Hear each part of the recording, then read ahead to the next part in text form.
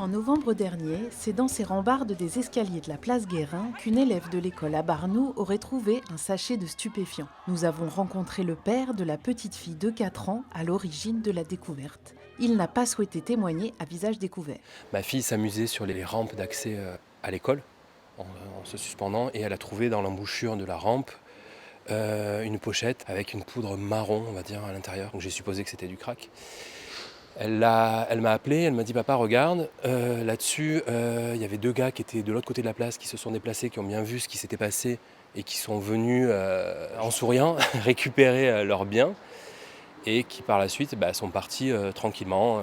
Voilà. Les buissons et les infrastructures de la place seraient les caches habituelles d'un trafic de stupéfiants qui aurait lieu au vu et au su des habitants du quartier.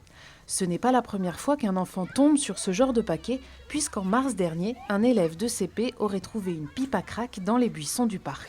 Le trafic, il existe, il est là. Je pense qu'on ne peut pas faire grand-chose, même la police malheureusement. Mais le fait qu'il y ait des caches qui soient à la disposition des enfants, accessibles aux enfants, ça c'est un vrai problème. Il y a 2 semaines, une réunion de parents d'élèves de l'école à Barnoux a fait remonter l'information auprès de la ville. L'adjoint du maire, attaché à la mobilité, se veut rassurant avec la création d'une brigade spéciale de 25 effectifs. À partir du mois de juin, on va avoir les premiers agents de la brigade de tranquillité urbaine qui vont arriver. Donc leur mission d'être présents sur le terrain, de verbaliser les incivilités, de rassurer, de déranger aussi tous ces trafics qui peuvent être opérés ici comme ailleurs. Une réunion intitulée « Sécurisation de l'école, visibilité et aménagement du parvis » est programmée le vendredi 20 mai sur le site. Les parents d'élèves, les enseignants et les élus seront présents.